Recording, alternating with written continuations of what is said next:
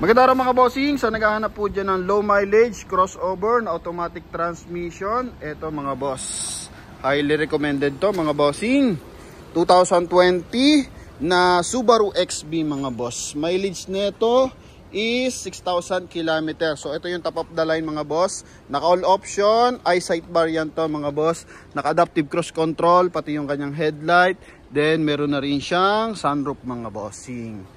Yan. So sa naghahanap po dyan ng crossover na all-wheel drive mga bossing, ito available tayo. Sobrang kinis. Yan, hindi pa nagagamit yung spare tire na ito mga bossing. Kulay na ito is blue pearl. Then pagdating sa price, so banggitin natin mga boss. Ano? Yan, pasilip lang natin ng bahagya yung kanyang interior. Ito mga bossing. 2-din audio system mga boss. Ang gara. Yan oh. Yun mga bossing. So dito muna tayo sa ating front area. So price na ito mga bossing is 975,000 mga boss. Pero dito sa Promote PH makukuha mo lang to sa halagang 925,000 kasama yung transfer of ownership mga boss. So yun nga, sobrang baba na mileage, 6,000 lang mga boss. Naka ano to mga bossing, naka daytime running light. Yan. Then coding nito is 8. So Webes ang coding nito mga bossing, ha.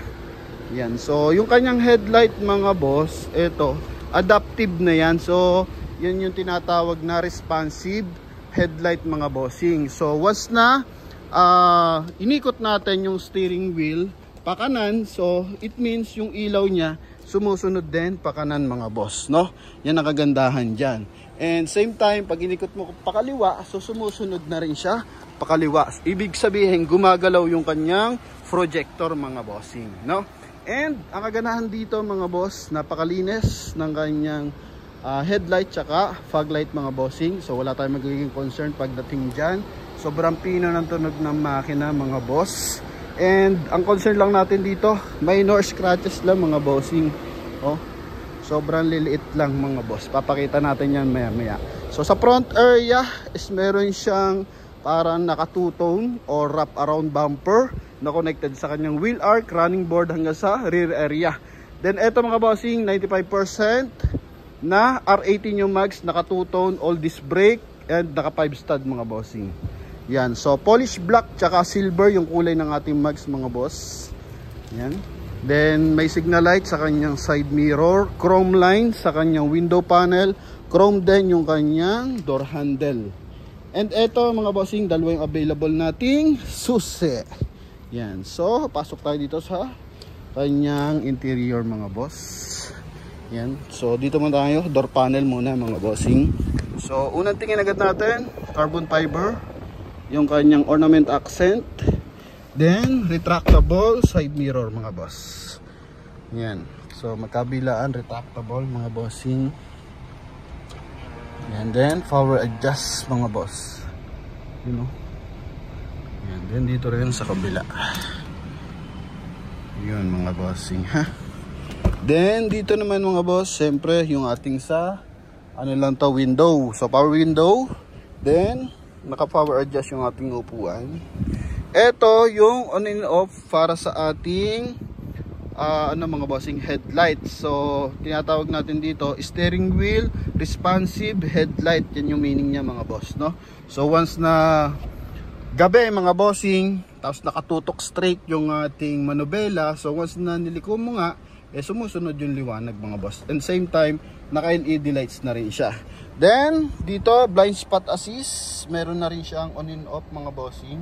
Then ito naman stability control. Ito naman mga boss is once na nakatingala yung ating unit, loaded tayo, so may pang-adjust na rin yung ating headlight mga bossing para nabababa natin yung ilaw at hindi tayo nakakasakit sa mata ng ating kasalubong. Pagdating sa steering wheels, so naka hands-free connection para sa ating 2-din audio system. Yun ang mga ating 2-din audio system mga boss is connected ng Android Auto tsaka Apple CarPlay mga boss. And same time leather. Yan, so naka cruise control. It means ang kagandahan dito mga bossing, adaptive cruise control. So kung ano yung takbo na nasa harapan nating unit, kumbaga mami-maintain natin yung distance para maiwasan ang collision mga boss. Then Line departure, meron din mga boss kapag tag dito, lumilipat ka na ng linya mga bossing, nade-detect ng ating unit. So, nagbibigay din ng alarma sa ating driver mga boss, no? Yan, so umiilaw siya. And eto mga bossing is 6,579 ang ating mileage. So, original mileage yan mga boss. Then, naka-automatic climate control. Yan, mga bossing. Pagdating sa airbag, 7 ang airbag na ito, mga boss, ha? Yan. So, dito, parang titanium yung color, mga bossing. Then, connected doon sa carbon fiber. Then, sa side, leather to, mga boss. Yan. Speaker sa harapan. Okay. Then, dito, mga bossing, is meron siyang re-review, mga boss, no? So, nakikita na yun dito sa ating monitor. Ito mga boss. Yan. So, alright. So, dito naman sa kanyang ceiling, kulay gray yung ating ceiling mga boss. Then, ito mga boss. Yan. So, meron na siyang sunroof.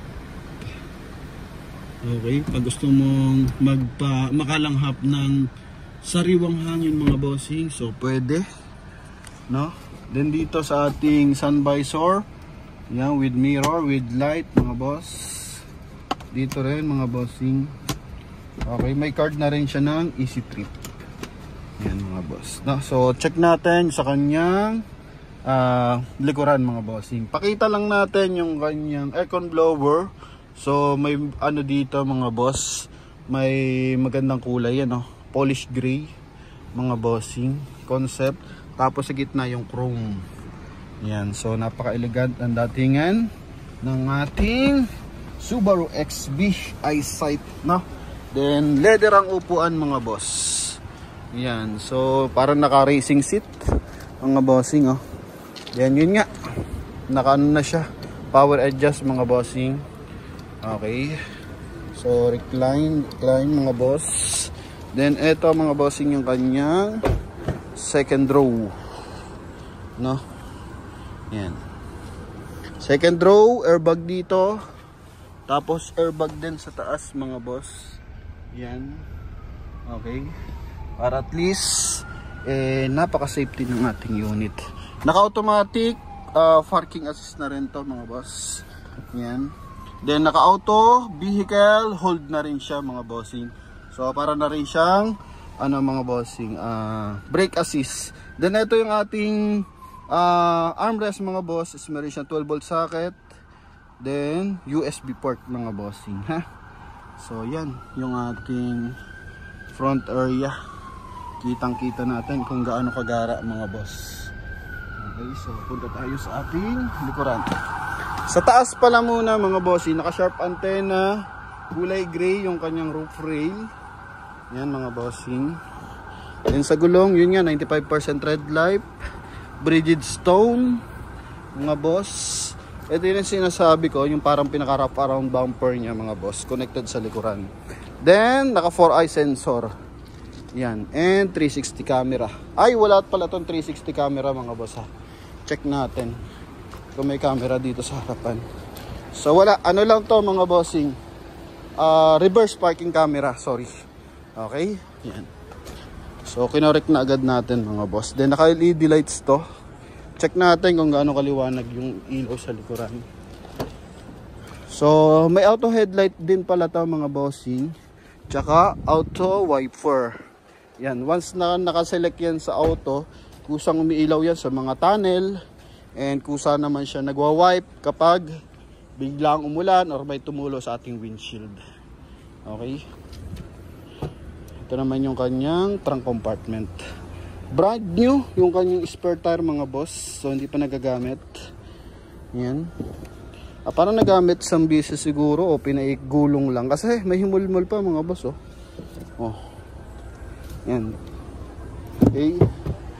So ito naman pang cover sa ating compartment. Detachable to mga boss, ha. If ever na marami tayong ilalagay na gamit, gusto nating i-fold yung ating upuan sa second row, so pwede mga boss. Okay, detachable to mga bossing. Yan, so walang bangga at never binaha to mga boss. 100% to mga bossing. Okay, sa kabilang side tayo. Darating na yan mga boss. R18 ang mags niyan. Gamit nating tint dito is 3M mga boss. So pati yung kanyang sunroof naka-tint, kaya kita natin. Not sure lang kung kita nyo yung pinaka mga boss brand. Yung 3M niya mga boss. So dito sa kanyang kabilang side, leather. Yan mga boss. Then punta tayo sa ating engine bay. So eto mga bossing is 2.0 na gasoline engine. Pakita din natin yung scratches. So I think eto mga boss. Yan ito mga bossing.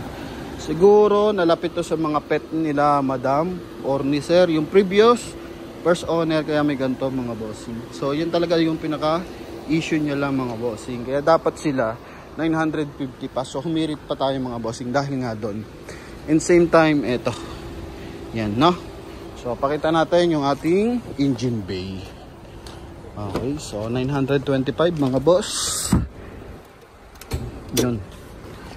Ito, lamig ng aircon. So boxer engine to. Kung naghahanap ka ng komportableng biyahe mga boss, yan. So ito talaga yun. So naka Motolite Gold, naka detail na to mga bossing. Walang basag yung mga panel niyan, buo lahat.